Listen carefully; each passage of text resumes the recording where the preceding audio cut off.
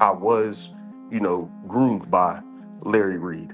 There was one instance where he was like trying to see if I would show him, like he wanted me to adjust myself, but while I was in his room. Mm. And, I was like, all right, I'll go to the bathroom. And he was just like, no, you can do that right here. He would always ask, he'd always say, he would always be like, what kind of drawers you got on? Because I can see that these is the kind of, these underwear look good on you. He would always point out, oh, my butt is getting bigger. But they were always very particular on, how I showered, how much time I spent in the shower, how I washed my body, making sure my private parts were, wasn't exposed and stuff like that. He was always, he would always point it out. As a kid, you're thinking, this is somebody above me. He has my best interest at heart. He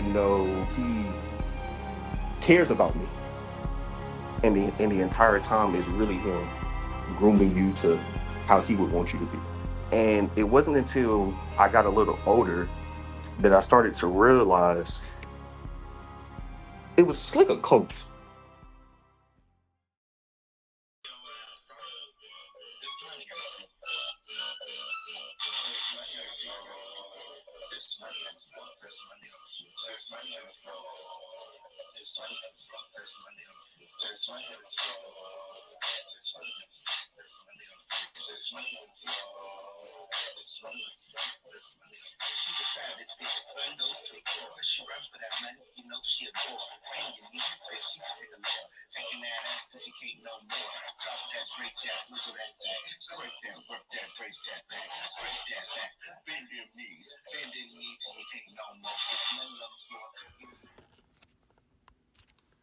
And oop. And oop. It is the official King Payne Show. It is the home of the lituation. It is the littest place on earth. Like this video, like this video, like this video right now, quick. We got a lot of things to get into. We've got another exclusive here in the home of the lituation, gathering close. Tishawn, how are you? I'm good. How are you? I'm good. So I reached out to you because I was informed by another of Larry's survivors that you are accuser number 2. Yeah, I think so. Might be. Um, yeah, it was so many. Yeah, it's so many at this point. um, and you said that you were encouraged to speak out today because of lies on your father's name. Who's your father? Yeah. I don't. I spoke, in the past about this situation, and I thought it would stay, there and where it was at. But it's kind of got to the point now where it's like, I don't understand why, some of the things are being said about me, some of the things are being said about my family that are far from the truth is being said. Um, you know, I do have I was, groomed by Larry Reid. Okay. I'm not by any means, in contact with Larry Reid, quite frankly. Like I was telling you in our messages, I don't care enough about Larry Reid and the situations and what he do to even. I didn't want to be this person. I didn't want to have to go back to doing this. Um, He has to be stopped though. You guys have to come but together to stop him. absolutely, and I wholeheartedly agree about that.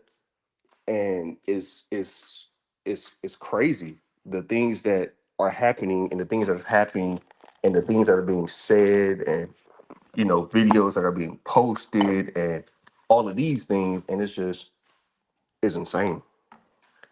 But yes, whatever questions you have, I'll speak on what I wanted to speak on about my father, I guess at the end.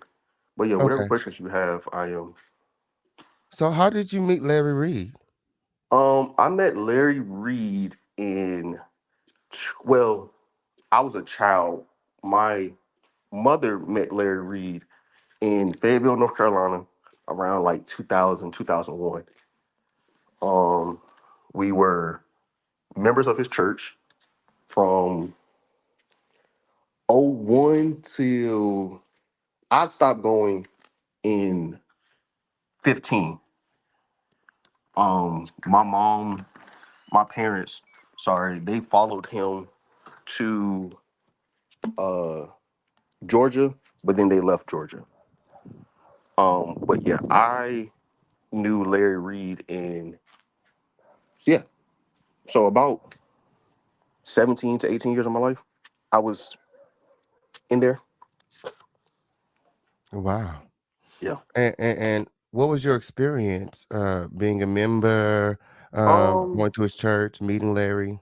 so Larry has this, and it's scary thinking back on it. Larry has this uh I don't know, this aroma about him that attracts people. And he's very well spoken for. He he's a great person, a great manipulator, I would say that. Because you would hear what he says, you know, hearing what he said back then, it made a lot of sense. But, growing up and life experiences and then seeing some of the things and then thinking back on some of the things that's happened, in your life, you realize like there's some crazy manipulation going on. But the church was great, you know. I enjoyed it, my family enjoyed it. And it wasn't until I got a little older that I started to realize it was like a cult. Man. Why do you say it's like a cult? Because, you know, everything had to be channeled through him. Everything. You What do you know, mean channeled? What does that mean? so as far as like getting a new car, who you choose to date, who buying a home, even to the fact that like people moving into your home, Mm. everything channeled through him. Yeah. So Man. Doesn't he pay for definitely, everything? did he pay for anything? Does he pay for at that time, was he paying for Oh everything? They God, say he no. pays for everything now. Oh God, no. Okay, so even Oh though God, no. you guys were working to pay your own bills at the time, he was you had to ask him for permission pretty much. Yeah, it was still a very much of a cult environment. Absolutely. And so how old were you when you started going to the church again? I was 6. 6. And old were you when the grooming started? I want to say this has to be right before I graduated high school. So 16, 15, 16. Um, yeah, so around 15 to 16 years old. And how did he groom you? Like, what was that like? So it was more so on the lines of like, you know, these is the kind of, these underwear look good on you. Um, this is the kind of stuff that you should do as a man.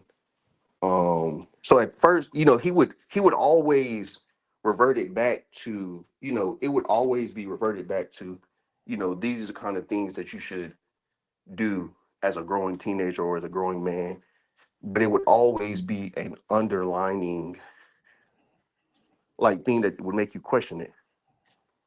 So, as far as like uh he would always ask, he'd always say, he would always be like, what kind of drawers you got on? Because I can see your private part. Man. things of that nature. And as a kid, you're thinking, this is somebody above me. He has my best interest at heart. He cares about me, and the entire time is really him grooming you to how he would want you to be. When did you realize that it was more than, you know, a father figure looking out? He wanted more from you. So around the age of 18, I got my first tattoo. It was a impulsive thing. I got it with some friends, and I was excited about it. And I, of course, it was in our nature. Hey, at the time it was Apostle Reed. Um, but hey, Apostle Reed, I got this, yada yada yada. And so I was talked about, and he was told, and I was told that me harming my body with ink like that would is not an image of a mature man.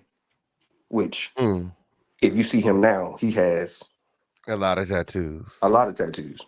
Hmm. Um, and then it was more so of the why would you get it there? Why didn't you put it? If you were going to get something, why didn't you put it here? Or so it was always these things that just why would I do that? And Mm, so um growing and then having conversations with outside family members or outside parties, it always seemed like they would always question why was those questions that he would ask me. And my response would always be, I don't know. Until I really started thinking about it, excuse me, I really started thinking about it and it was like, whoa, he was grooming me to be who, his next candidate, possibly. absolutely. Um, so I never really understood it until I got older. And when I got married and talking to my wife about it, I definitely started picking up on it. And she would even like she was always suspect of them. She was suspected for them off the jump. Like she always felt like there was something wrong. And so when we ever like me, I got married at 21. Um, but I always felt like I wasn't as a child. I always had that problem with always feeling like I didn't fit in or I didn't niche. So I would always do the extra to fit. Um, and so when it got to the point where I would started noticing and started accepting myself as a man, I started noticing that some of the things that this man say to me is not okay. Mm. Like my own father don't say these things to me. So like it's kind of crazy. So, what were some of the things that he would say? So as far as the, I can see your private part. Um, do you, he would ask me about, because I was extremely athletic growing up. So he would always point out, oh, my butt is getting bigger because I lift weights, I do that. He would point these kind of things out. There was one instance where he was like trying to see if I would show him, like he wanted me to adjust myself, but while I was in his room. Mm. And, I was like, all right, I'll go to the bathroom. And he was just like, no, you can, you can do that right here. And it's kind of just like, huh? Like, nah, dog, I can't do that. Like, we I was, my mom and my parents, they raised me like, you don't like your family members should never see no parts of you. So he was family to me. Oh, it's actually in the So Bible too. right. So, my mother was a stickler on that, like, but Hey, what's going on? yeah, how you doing?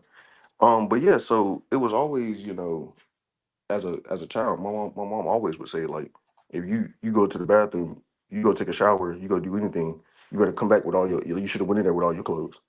Like that was always a thing. So it was baffling to me that he would even say that to me. Wow. Did he ever do anything to you? Did he ever touch you? No, No, it I was was just never grooming.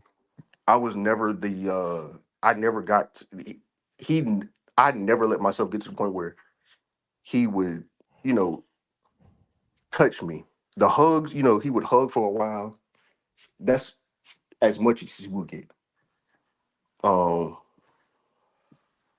but as far as, trying to touch my private parts, anything like that, that was never that. It was just the Absolutely. it was just the grooming to try to see where my head. I think he was grooming and would say things to try to see where my head was at on certain things. Okay. What about Shamarco? So, growing up in the church, Shamarco was actually my godfather. Mm-hmm. You have Him and some his brothers as well, correct? yes, and my brothers. What are their name? Brandon, Edward, or Brian and Edward? No, Edward and Elijah. Edward and Elijah. Yes, so those are Okay. my siblings. Okay. So at the time he was our godfather. Mm-hmm. But we just always thought that he was he was just feminine. Mm-hmm. So Shamargo's never ever like did anything to us or groomed us in any type of way. Um, but yeah, so that's all. I never like Shamarco, uh, Heal, Kindle, any of those. Like they've never groomed us. Um, Hill was actually like a mentor of mine because like I would talk to him about things that I was going through at school, whether it was anything of that sort. He was always a mentor to me. So it's just kind of crazy seeing and hearing the things that were going on. Absolutely. Mind you, like I stayed with Reed. I you know And what was staying with the Reed like? Did the grooming intensify or? so I stayed with Reed as a brand new. I was preteen, maybe 12, 13, Mm-hmm. and it was never really like grooming. Well, it could have been. I can't really recall anything. But he would always, they were always very particular on, how I showered. So now that I think about it, yeah. What do you mean how you showered?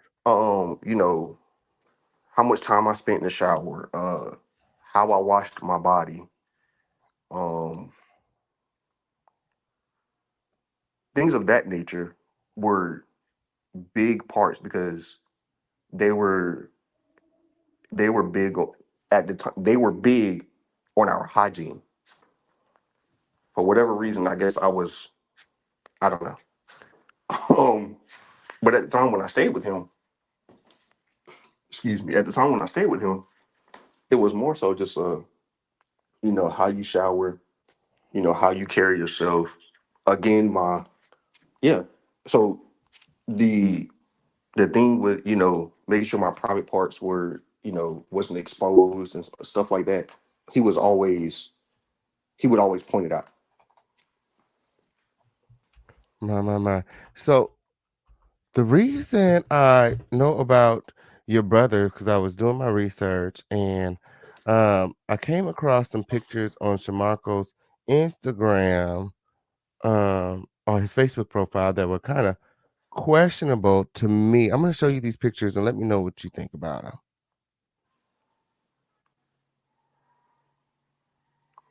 Yeah, that's yeah, he would do that, like, and I didn't have the relationship with him that that brother of mine had with him. Um, but that was a thing. He, we'd be riding in the car. Well, then maybe they all was grooming us. Dang. I'm sorry. It's kind of like, you know, And your brother grew up to be LGBT, correct? one of them, yes. So in hindsight, the grooming worked Yep. because these are your brothers that Shamarco um, raised, correct? Yes. And wouldn't you agree that these photos are sort of inappropriate? Definitely. Okay. Did, Shamarco has stated on his platform that he will always lay. His sons are always allowed to lay in the bed with him. Did you ever lay in the No. bed with God, no. this is your brother here, Yes.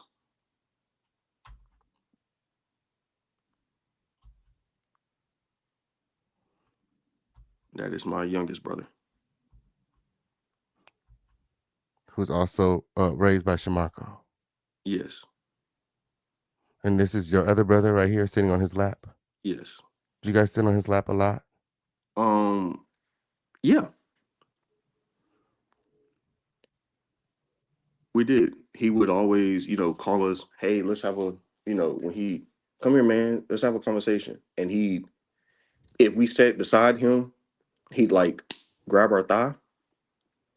Mm, Um, well, I always sat beside him. I never sat on his lap.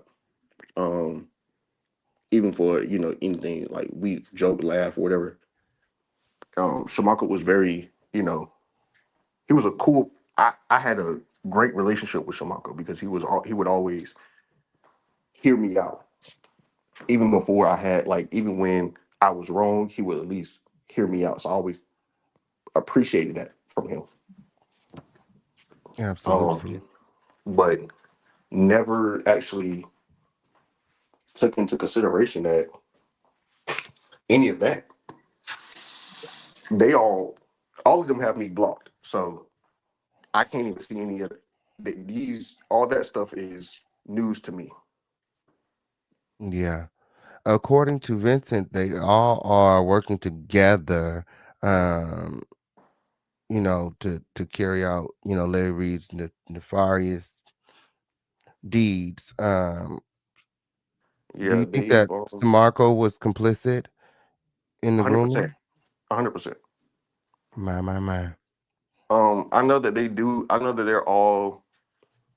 I know for a fact that they're all complicit, and they all are under the control and under the conversations of what Reed do, because things that are said, and there's things that were said about me and one of the other um alleged victims that is god awful false. My. um And what was that? that me and another guy in the church were, used to lay in bed together. um that we were, you know he was basically excommunicated from the church because of an inappropriate relationship with me, and that's never been a thing. And who said that? um Joshua Murrow said that. He went on an interview and said that about me. Yeah. Wow. Yeah, I didn't see that interview. I wish I could find it. And after this, I'm actually going to go look for it because it's actually as far from the truth as possible. So no one ever touched you or was sexually inappropriate with you outside of the grooming. No. Right. Correct. Okay, absolutely. Um, Earlier in the show, you said that you wanted to talk about your father. Who is your father? My father is Demario Hines. And he was actually, growing up in the church, he was Larry Reid's. He would bring out Larry Reid's bags. I can't remember what it's called. I haven't been to church. I'm sorry, guys. Haven't been to church in a really long time.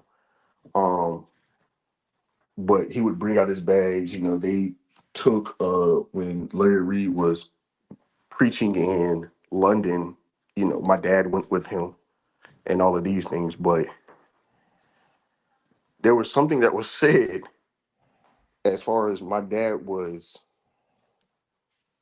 on his on all fours with his butt pushed up in the air. Oh And yes, I heard that. yeah, far from the truth. My father is a very strong heterosexual male.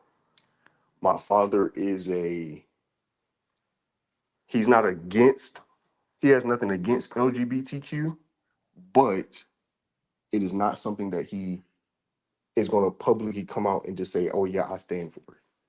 He has nothing against it, but he's not coming out here saying, that's not him. He's very old school, traditional black man. And so that being said about him really bothered me because if you remember, I was saying that I wasn't going to talk Absolutely. because I didn't, I did this. I did the interview with I did an interview with another interviewer and all of that stuff. People were making accusations about me and my family, and there was other accusations that were made and that were said that could have compromised my marriage and at the time my job.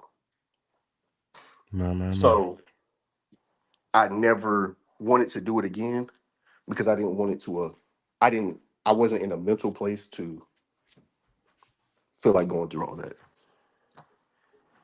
But when I listened to an interview, I listened to Hill's interview and seen things that are said about my father that are so far from the truth. It's comical. It was really what made me decide to have a conversation.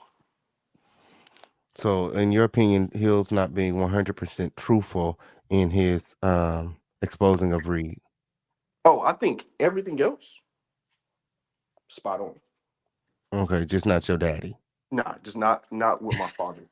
I, I Not my can't daddy. I can't sit here. There's things that I would say. There's things that I could say. But you're streaming that I wouldn't. There's things that I could say that would make it's comical, but the public wouldn't understand it because of how un LGBTQ my father is. A lot of times people are like that um, because they're hiding that's really what they're into. Yeah, not that man. Okay, I absolutely. I I Why did your if parents allow you to stay with Larry in the first place? How did that happen? I think we missed it. so I moved in with Larry.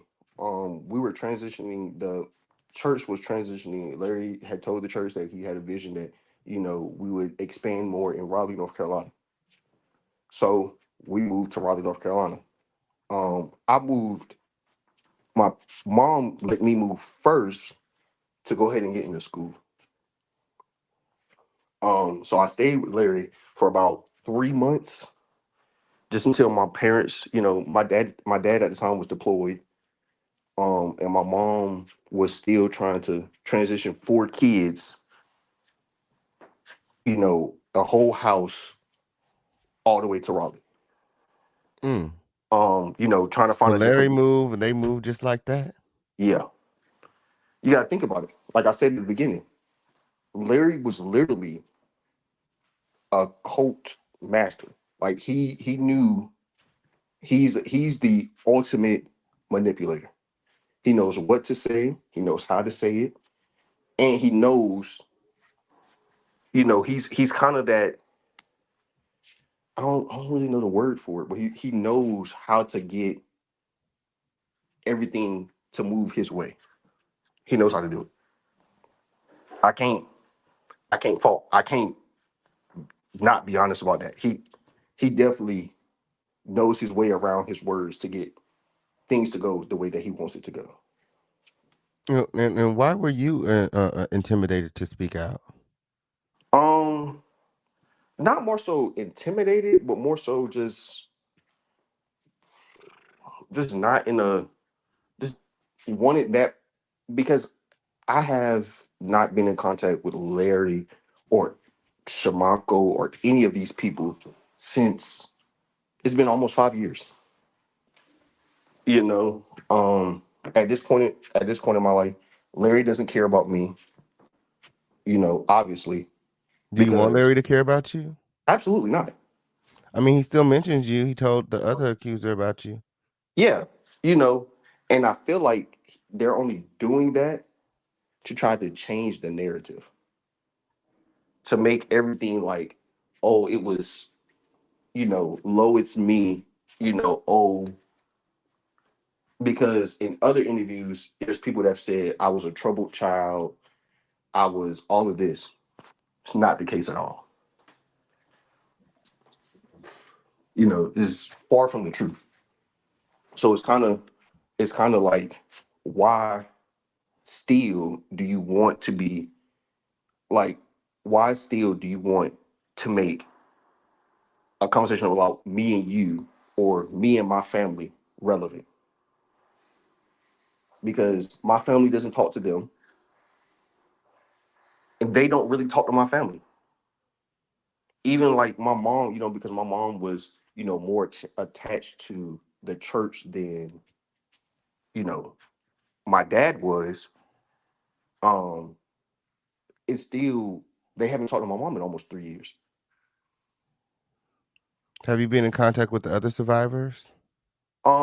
Yes, yes. And what is that like? Do they share their experience with you? So What I about the?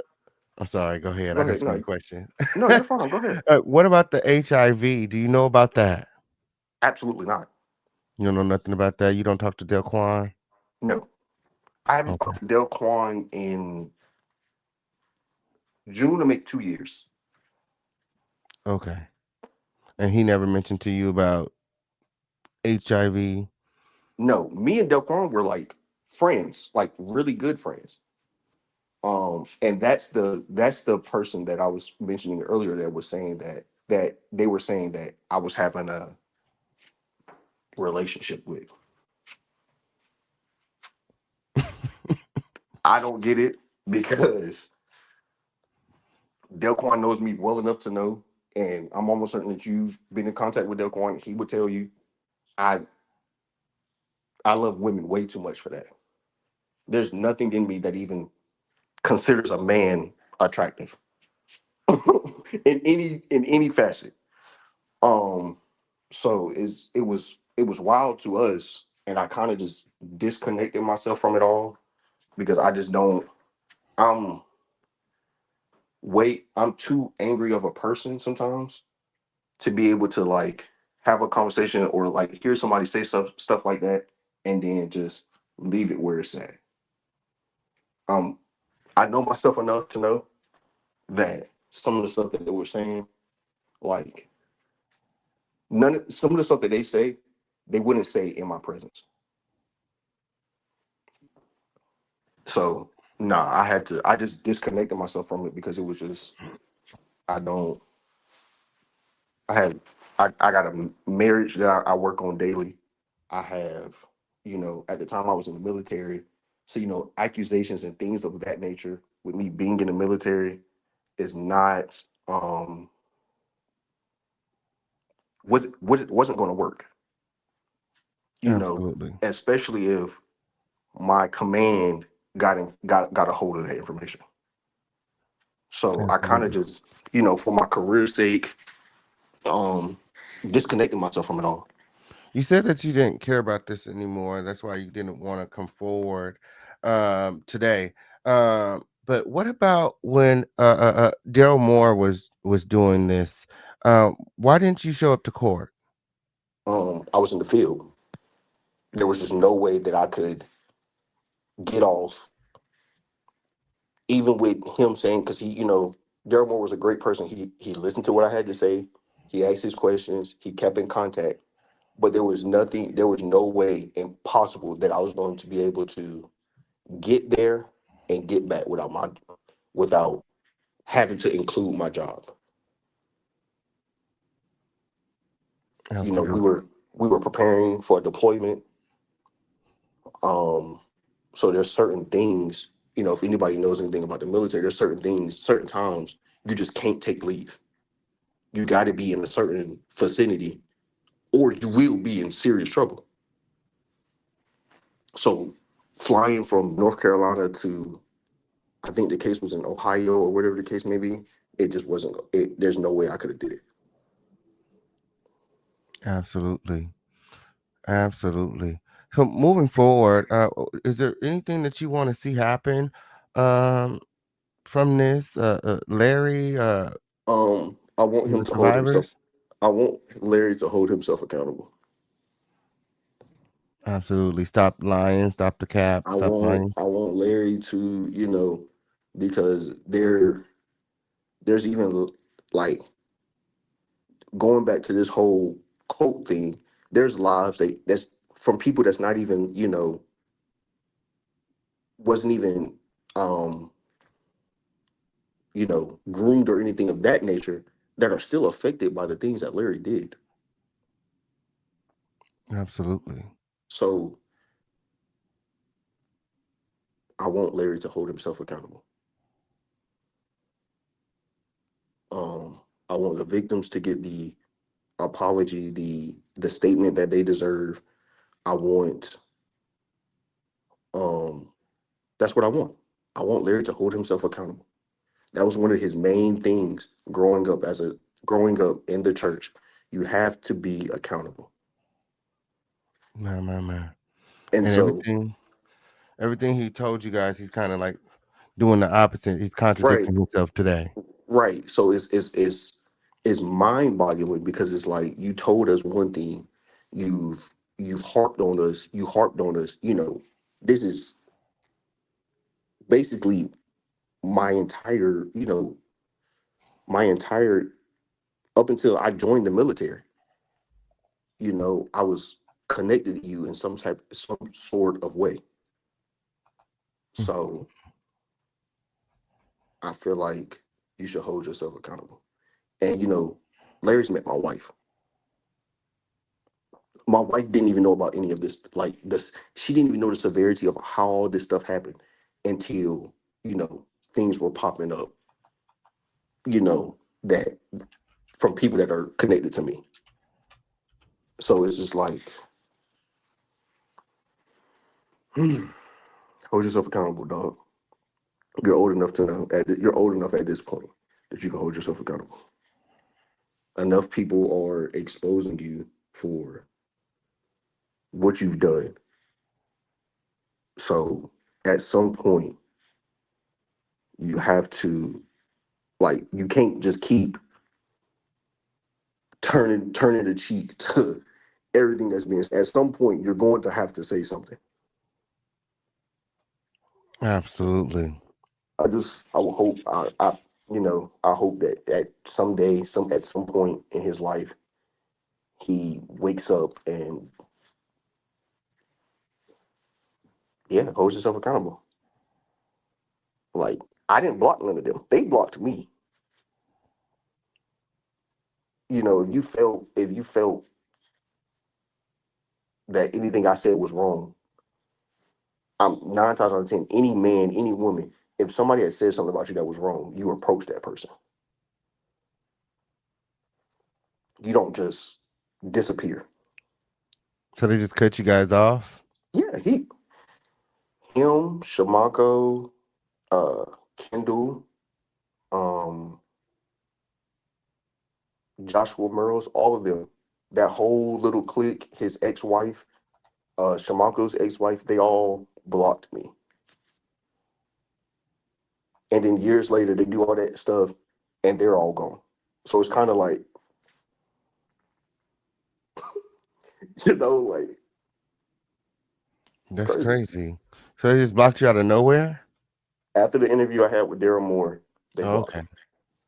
So they was able to tell that it was you from your voice. Hmm. This is the first time that you're showing your face, though. Nobody knew that it was you until today. Absolutely. My. And it's the what. Just to be clear, what Vincent Terrell Hill said about your father, Demario Hines, Yes. that encouraged you to come forward today. Yes. My. Because my mother told me to leave it alone.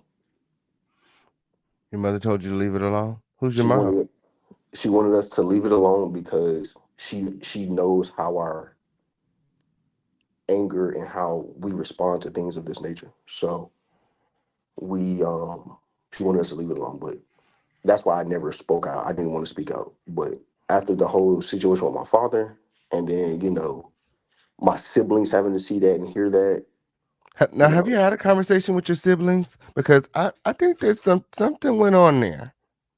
um so we've never had a conversation as far as, you know, anything of, you know, grooming of sort between them and Shamarco, because they didn't even know. Only people that knew that I did the interview with Daryl Moore is my mom and my father. I kind of protected them in a sense,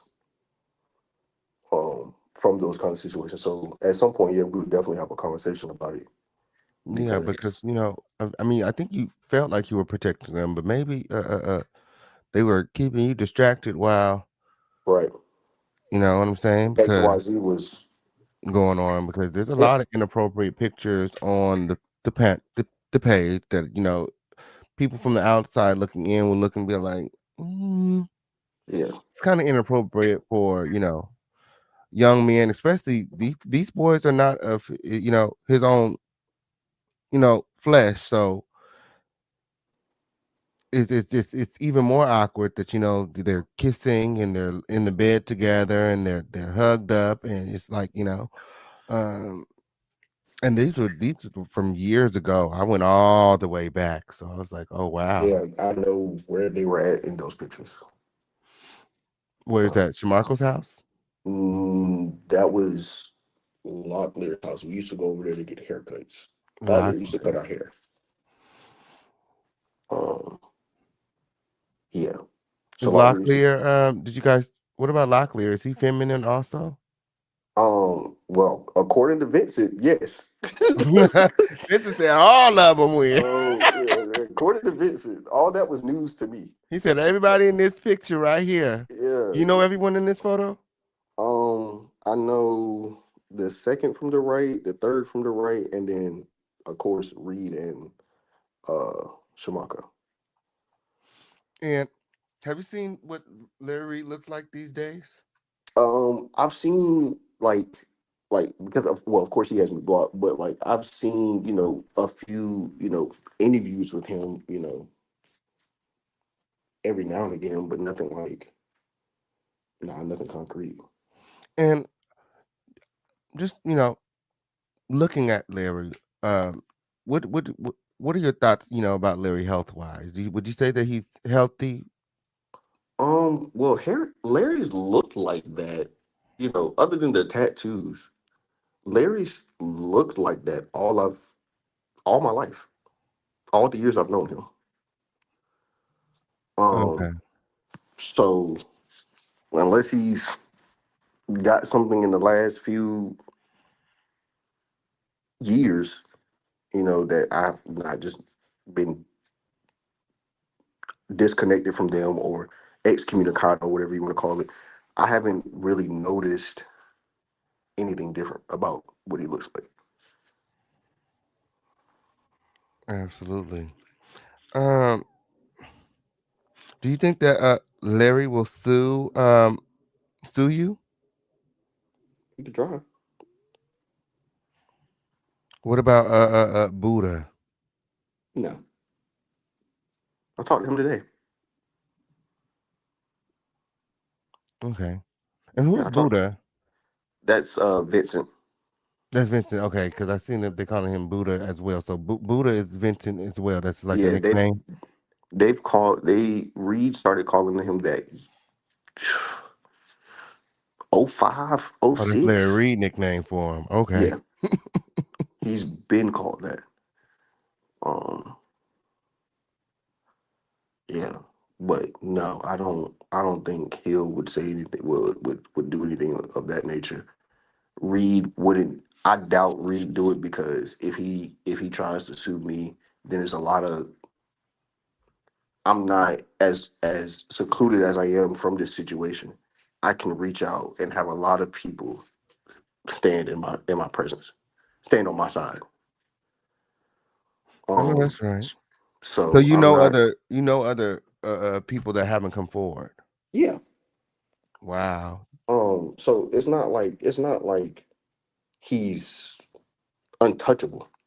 I just don't really have the time or energy to do it. How many survivors would you say that there are? Um, off the top of my off the top of my head, I know there's at least so just counting the ones that's actually even spoken, two, three. There's probably about two more. Wow. There's probably about two more. Wow. Let them know that we want to talk to them here at Yeah, the home of the situation. Um, do you believe that Larry Reid owes Daryl Moore an apology? definitely.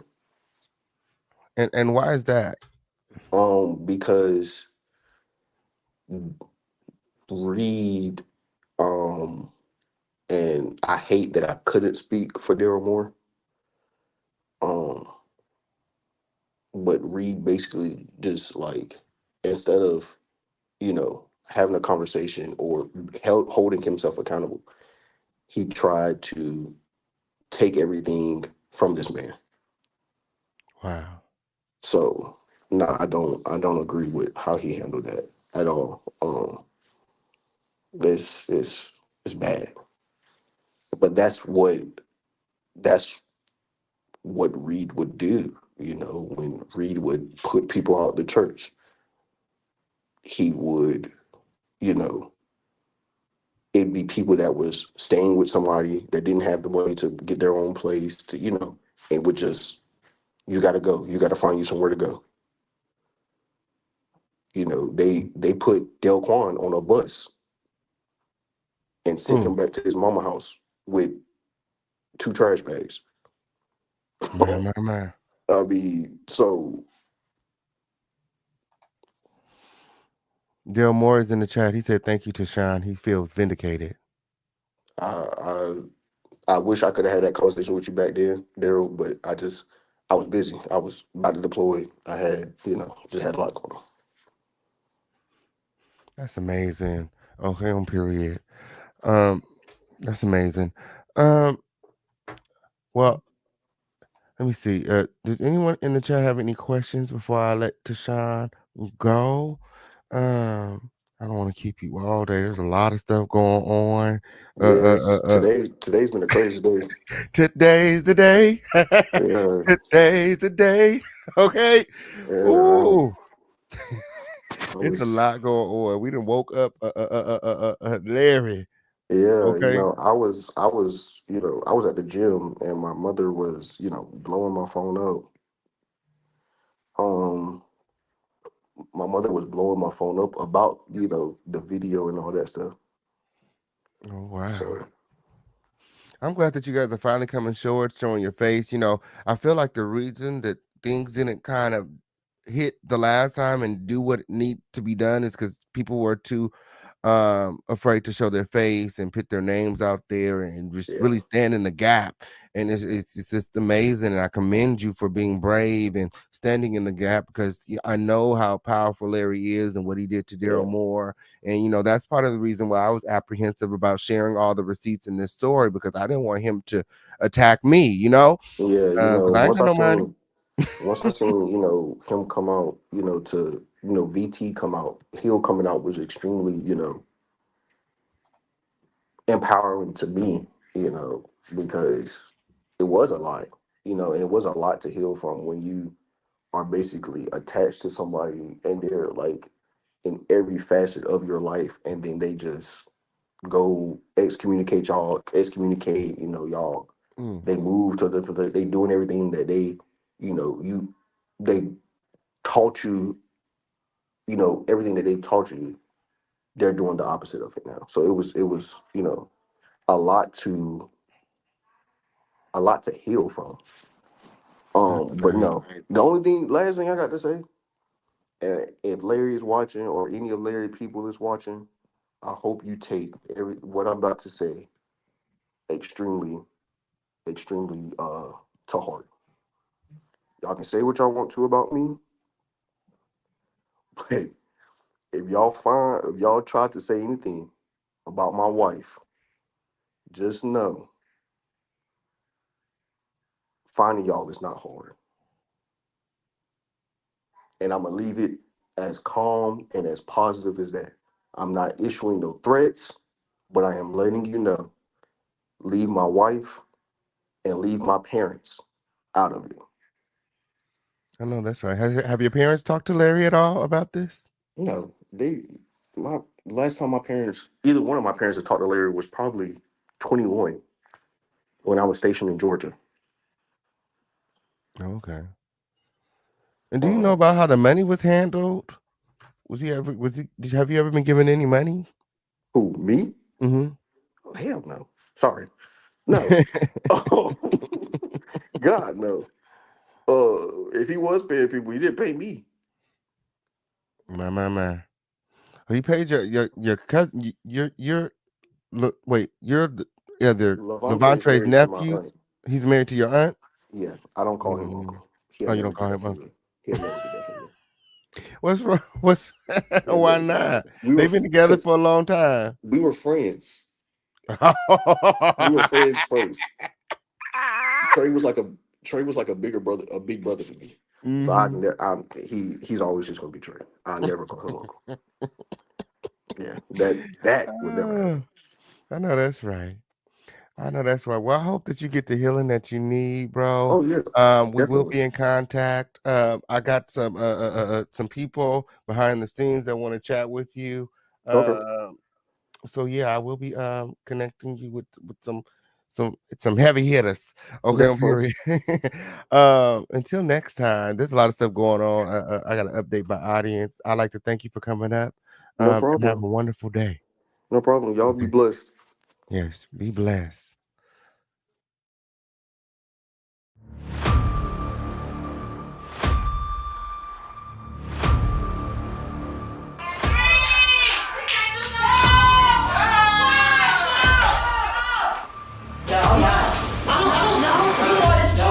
Because I be trying to spare you, bitch, because I activate. No, at the end of the day, we're not the only bitch coming into the house on no shit. I was the one that had to defend your ass. I'm down the trail.